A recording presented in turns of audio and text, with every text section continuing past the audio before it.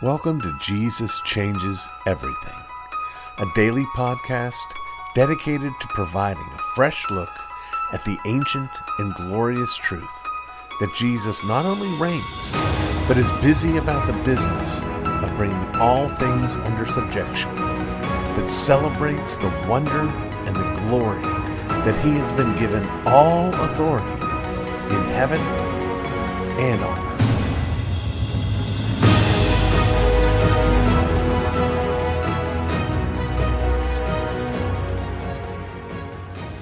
Though there are three more options that I will mention in just a moment, I'm going to begin this Atin segment by talking about the meaning of Posse, Peccare. Posse, Peccare, which is spelled P-O-S-S-E, new word P-E-C-C-A-R-E, Posse, Peccare, which means literally able to sin. You can see posse is something that comes down to us in English as possibility or possible. Peccare is like a peccadillo, or impeccable means without fault or flaw. So able to sin. Posse peccare is an expression coined by St. Augustine to describe or partially describe Adam and Eve in their circumstance in the garden before the fall. They were able to sin. They were also posse non peccare. That's the second one, which means able not to sin, as you might suspect. They were able to sin, posse peccare. They were able not to sin, posse non peccare. However, after the fall, what we would describe as their free will continued in one sense and discontinued in another sense. That is, they still made choices, but they found themselves in a condition that can be described as non-posse, non-peccare, which means not able not to sin. From the moment of the fall onward, every human being born by natural means has been started their existence non-posse, non-peccare, not able not to sin, because of our fallen nature, because our inclination is always toward that which is evil. However, there will come a day when we will be non-posse peccare, that is, for believers who have been regenerated, who have embraced the work of Christ by faith, who've been indwelt by the Holy Spirit, who are being sanctified. When that process is complete at our deaths, we become non-posse peccare, which means not able to sin. I remember a very, I think unintentionally astute lady who, based on the way people talk about free will, wrote me with an Ask RC question, wanting to know, given the fact that we have free will, how can we know that there won't be any sin in heaven? That's very sound thinking. If free will is as our Arminian brothers think it is, then there is no reason to think that's the case. And in fact, those who would say that the defining quality of love is its liberty, and that if we're not free, then that love can't be considered real, then either sin is a very real possibility in heaven, or love is not a real possibility in heaven. Well, I very much appreciate St. Augustine always, and certainly appreciate St. Augustine in outlining these differing conditions in differing states that men find themselves in. I don't know that I would say that in fact, I would say that the believer in principle is posse non peccare before they die and after they've been regenerated. They're able to not sin, but I would also say it's never happened and probably never will that a person, once they become a believer, ceases from sinning. There's nothing inherently impossible about it if God should so decide. So those are our four options. Posse, Peccare, able to sin, which describes us, certainly, which describes the unbeliever, certainly, which describes Adam and Eve in the garden. But then there is Posse, non-Peccare, able not to sin, which no longer describes fallen men. And, well, we can dicker over whether or not it describes redeemed but not yet glorified men. Non-Posse, non-Peccare is certainly, again, the state of all those who are not yet regenerated, not able to not sin. Which means, by the way, this is why they have to be changed first before they come to saving faith. This is why regeneration precedes faith. Regeneration is not something we do. It's something God does to us, changing us so we are able to embrace the work of Christ. And in fact, of course, we always will when he does that. So there's the breakdown of the Posses and the Peccares. I hope that's helpful for you. You will, as always, this whole series is designed to help you learn some of the shorthand that people will use in debates among those who are a little bit more studied on these matters. I want you to be able to know that grammar and that logic, and hopefully learn a little bit about our nature as well as we break these things down.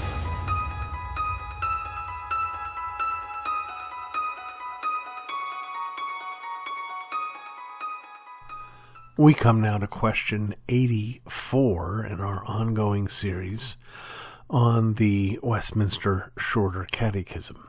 Question 84 asks, what does every sin deserve? The answer is, every sin deserves God's wrath and curse, both in this life and that which is to come.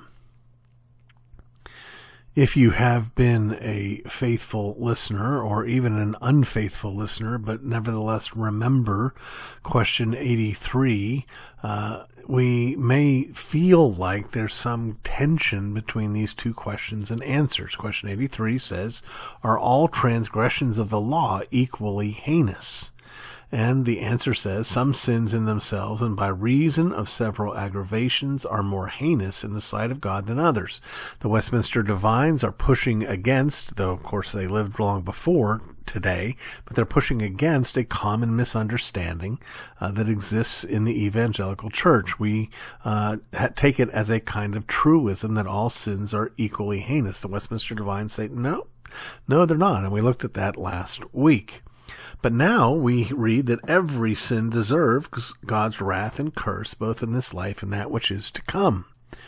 Well, the irony is that one of the reasons that people take the mistaken position that all transgressions of the law are equally heinous is because they take the correct position that every sin deserves God's wrath and curse, both in this life and that which is to come. That is, every sin is cosmic rebellion. But as I said last week, it doesn't make any sense to me to say, well, every number above 100 is above 100, therefore they're the same. 101 is above 100, and so is 1,000,001. But 1,000,001 is not equal to 101. All sins deserve God's just wrath and curse, both in this life and that which is to come. But some deserve it more than others. Think of it this way. We tend to look at this question in a kind of linear way without realizing that there are, for want of a better word, multiple axes or axes by which this can be judged. That is, if every sin, let's just use as a placeholder for the smallest sin, taking a cookie from the cookie jar. I'm going to use that as a small sin because right on the other side of my microphone is a cookie jar, and as soon as I'm done, I'm going to put my fingers in there and pull out a cookie. That's the small sin. And, genocide we'll put as the big sin. Absolutely. Both of these sins are cosmic treason. Both of them are due eternal torment. But we still have the question of how bad will the torment be? If it's unpleasant to be in a lake of fire where the temperature of the lake is 450 degrees, it would be worse, would it not, to be in the same, or in a lake that's 4,500 degrees. You've got another way to measure or mete out the measure of punishment. That all sins are cosmic treason does not mean that they're all equally bad. Now, let me explain for a moment why they're all so heinous. You think about this cookie here. Now, we know that I have an obligation to be a good steward of the body that God's given me. We know that cookies, as a general rule, are not the healthiest things in the world. We know that sometimes sweets can rule over us, and we're not to allow anything to rule over us. So we could take the view, I don't think we should, but certainly if I were a kid and my parents had told me not to do this, we'd take the view that when your parents say don't take a cookie, it's a sin to take a cookie. But the earthly consequence of the taking of the cookies, pretty small potatoes. It might add a calorie. It might add to my weight 1/100th of an ounce, something like that. Whereas, mass genocide would be millions and millions of deaths. So how could this taking of a cookie be worthy of eternal punishment? Because at the end of the day, the answer to that question is it's not ultimately about the thing sinned against on the earthly plane, but the person sinned against in the vertical plane or the heavenly plane. It is because of the infinite dignity and holiness of God that even the, quote, smallest sins are worthy of eternal judgment, because we're sinning against an infinite God. It's not the cookie, it's not my weight, it's God that has been wronged. So once again, our fathers in the faith have done an excellent job giving the right answer to two questions that, again, for too many, seem like they may be in contradiction, but they are, in fact, not at all in contradiction. Remember this. What does every sin deserve? Every sin deserve God's wrath and curse. Let me say this too, something that I've just been thinking about personally in my own life. I've been thinking the last few days about my lack of gratitude for all that God has done for me, for the air that I breathe, for the food that I eat, including those cookies, and of course for the redemption that I have in Christ Jesus. If I really focused on what I'm owed and what God has given me and what God has promised me, I would be the happiest, most upbeat person in the world. But the fact that I can be grumpy or cranky just goes to show you that I don't have a grateful heart. And that is an affront to the living God.